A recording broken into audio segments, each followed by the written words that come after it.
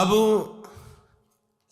जो इस मार्ग पर, अध्यात्म मार्ग पर, आनंद मार्ग पर चलना चाहते हैं तो उनको एक इंद्रिय के संयम के लिए पांचों इंद्रियों पर संयम करना होगा, ज्ञान इंद्रियों पर। एक बात सुधारने के लिए ब्रह्मचर्य का रक्षा तभी वो उपासक कर सकता है जब सर्वतोभावेन ब्रह्मचर्य होगा। एक जनेन्द्रीय के ही ब्रह्मचर्य की पुष्टता का जब आप लक्ष्य कर लोगे तो उसकी पुष्टता के लिए आपको सर्वतोभावेन ब्रह्मचर्य धारण करना पड़ेगा। सर्वतोभावेन नेत्र का ब्रह्मचर्य, जो नेत्र किसी को भी देखकर भोग कामना कर लेते हैं, भोग बुद्धि से देखते हैं वस्तु को, व्यक्ति को, किसी को भी, ये नेत्र से व्यभिचार हो रहा है, इसीलिए सावधान रहना चाहिए। जैसे नाटक, सिनेमा आदि हैं, वहां तो जान रहे हो चित्र हैं, पर उनमें जो अभिनय करने वाले जन हैं वो तो संसारी जन ही है ना। उनका पहनावा, ओढ़ावा, हाव भाव, अंग प्रत्यंग, अगर आप भगवत भाव से युक्त है तो संपूर्ण सृष्टि में कहीं भी दृष्टि जाए अपने प्रभु की भावना होती है। पर वहां तक पहुंचने के लिए आपको ये त्यागना होगा ना। आप किसी का अनुकरण न करें, आप अपनी स्थिति को देखें।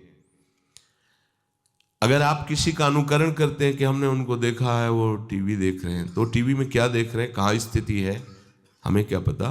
हमको जहां पहुंचना है उसके लिए हमारे लिए बाधक है, हमें नहीं देखना है। अगर आप माना कि कोई नाटक ही देख रहे हैं, कोई ऐसे सीरियल ही देख रहे हैं, पर उसमें अभिनय करने वाले तो संसारी भोगी पुरुष ही है ना। आप कोई त्यागी जितेंद्रीय महात्मा को थोड़ी देख रहे हैं, तो उस देखने में तन्मयता आती है। जिसको हम देखते हैं उस पर हम आसक्त होते हैं, तभी तो उसका सुख दुख अनुभव होता है। देखो कोई ऐसी रोने वाली सीन आए तो रोना आ जाएगा, हंसने वाली आ जाए तो हंसना आ जाएगा, ऐसे तो उसका प्रभाव हम पर पड़ रहा है ना। तो हम किसी के अभिनय करने वाले के अंग प्रत्यंग को देख रहे हैं और वो कामुक होकर कोई काम चेष्टा कर रहा है या कोई ऐसा, वो सारा का सारा मन कवर कर रहा है आपका। और एकांत होते ही फिर जो मन अपना मनमानी करवाएगा आप नहीं सह पाएंगे। इसलिए नेत्र का ब्रह्मचर्य सबसे पहले शुरू कीजिए। आपको वो चीज नहीं देखनी, वो बात नहीं पढ़नी, वो दृश्य नहीं। श्रीमद् भागवत में वर्णन है, कोई पशु पक्षी भी मैथुन कर रहा हो, अचानक दृष्टि गई तो मानसिक प्रणाम करके दोबारा दृष्टि नहीं जानी चाहिए। इसीलिए लिखा है कि आप एक धनुष भूमि को देखकर, एक धनुष, इसमें किसी की हानि नहीं होगी, आपकी भी हानि नहीं होगी। आप एक धनुष भूमि देख करके ही चलिए। मतलब बहुत लंबी दूरी देखने की जरूरत नहीं है, बहुत दृष्टि उठा करके इधर उधर गर्दन हिलाने की जरूरत नहीं है। और जैसे कि कोई टक्कर मार सकता है, तो देखो जिनको प्रारब्धानुसार टक्कर लगनी होती है ना, वो चाहे जितनी सावधानी से चलो, वो प्रारब्ध आकर के दंड देता है। अन्यथा सीम की चाप सके को तासु बड़ रखवार रमापति जासु।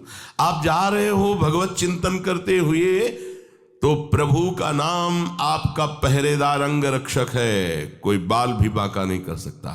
आपका प्रारब्ध यदि आया है, प्रभु से पास हो गया है कि आपको ये दंड मिलना चाहिए, फिर मिलेगा। आप निश्चिंत रहिए, निर्भय रहिए। प्रभु का जो विधान है वो मंगल करने वाला है। देखो इतने बड़े महापुरुष पूज्य श्री राधा बाबा, श्री आद्याशक्ति भगवती की प्रसन्नता की आराधना कर रहे हैं, क्योंकि श्री कृष्ण हमारे पति हों, इस सिद्धांत की पुष्टता के लिए।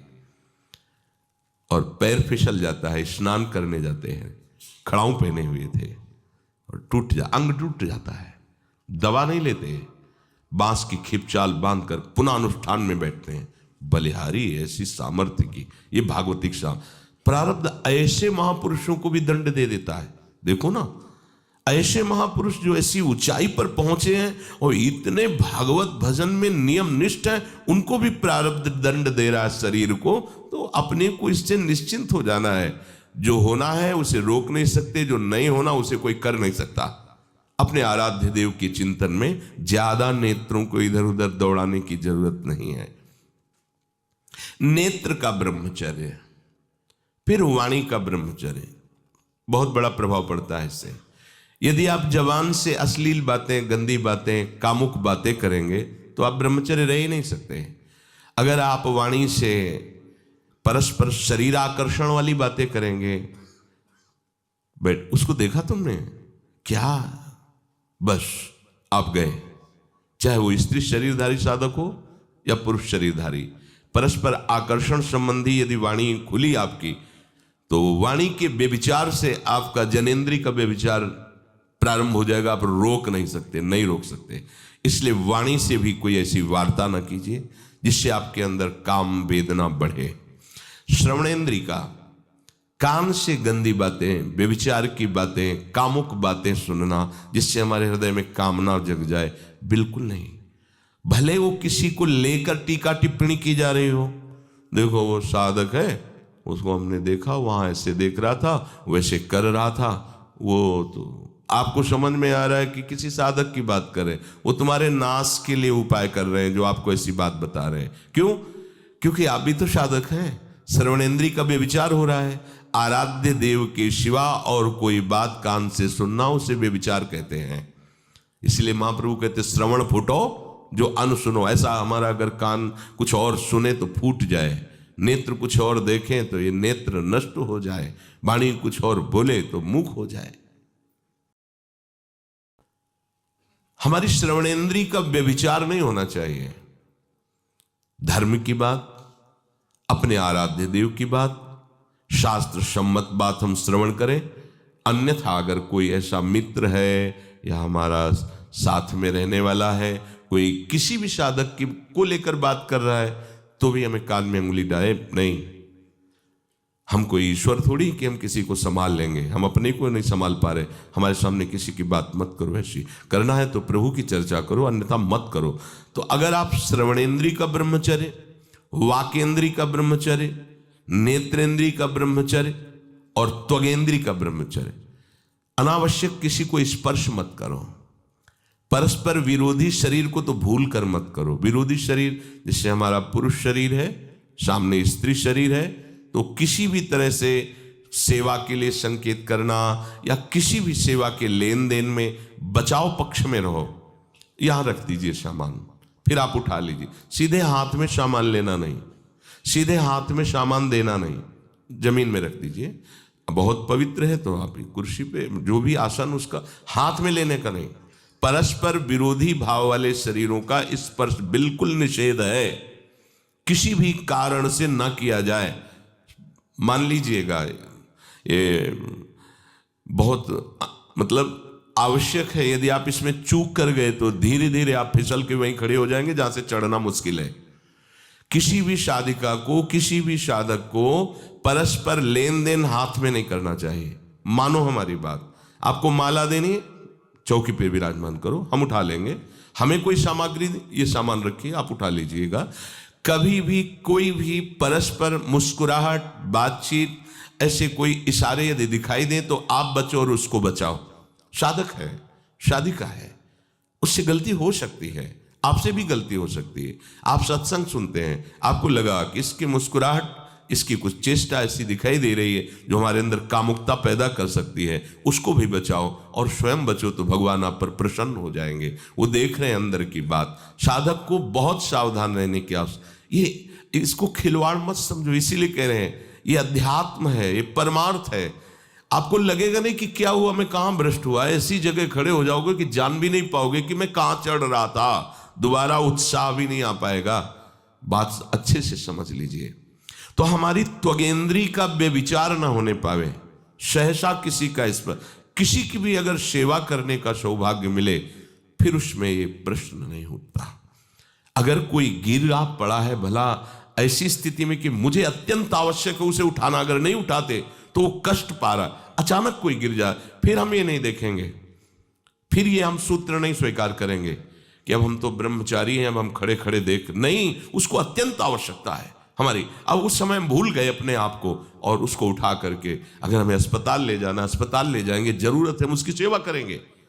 सावधान। वो भगवत भाव से की हुई सेवा तुम्हारे अंदर आध्यात्मिक शक्ति पैदा करेगी, काम भावना नहीं पैदा करेगी। हमारी माँ बीमार हो और हमें उसे पता चला कि शौच कर दिया है, हमें शौचाना पड़े, हमें उसका मल धोना पड़े, तो क्या हमें काम जागृत हो जाएगा क्या? मेरी माँ है, हमारी बुद्धि कभी ऐसी नहीं होगी। आपका पिता है और आप लड़की हो, कोई दूसरा रह नहीं गया और वो बीमार है, आपको ऐसी क्या काम जागृत हो जाएगा क्या? अगर ऐसी सेवा में काम जागृत होता तो कोई नर्स ही अस्पताल में नहीं होती। हर सेवा उसको करनी होती है, नर्स को, चाहे वो स्त्री शरीर हो चाहे पुरुष शरीर हो, परस्पर विरोधी शरीरों की सेवा, पर कहीं काम थोड़ी जागृत होता है, क्योंकि उसको अपने सेवा धर्म से मतलब है। तो ये सेवा के समय इस सूत्र को न देखा जाए, पर ध्यान रखें, अत्यंत आवश्यक जहां आपके सिवा नहीं हो सकता वहां अगर हमें ऐसा अवसर मिलता है कि सेवा उसे हो सकती है, तो हम पहले उसे प्रेरित करेंगे। और अगर ऐसा है कि अब कोई नहीं है, फिर हमारा परम धर्म जागृत हो जाता है परहित का। अगर हमारा कोई निंदा भी करे, कोई शरीर की भी हानि हो जाए, अब हम परवाह नहीं करते। परहित सरिस धर्म नहीं भाई, इससे बड़ा कोई धर्म नहीं है। पर ध्यान रखें, भगवान को साक्षी करके ये उस समय की बात है जहां बिल्कुल कोई अब गुंजाइश नहीं रह गई है। त्वगेंद्री को ऐसे सहसा किसी आप पुरुष शरीरधारी पुरुष को भी सहसा इससे आप में शक्ति जागृत होगी। यदि आप वाणी को मौन रखते हैं और भगवान नाम जप करते हैं और सत्य बोलते हैं, तो आप जब कभी जो कुछ भी बोलेंगे वैसा ही सत्य होगा। गांधारी जी ने कोई तप नहीं किया था। जब सुना कि मेरा ब्याह धृतराष्ट्र से हो रहा है जो बाह्य नेत्र रहित हैं, उसी समय पट्टी बांध ली कि जब मेरा पति संसार को नहीं देख सकता तो मैं भी संसार को नहीं देखूं। जब मेरा पति मेरे रूप को नहीं देख सकता तो मैं भी किसी के रूप को नहीं देख, पट्टी बांध ली थी। जब महाभारत का युद्ध चल रहा था, बड़े बड़े वीरों को मार गिराया जा रहा था, गांधारी ने दुर्योधन से कहा, सुन,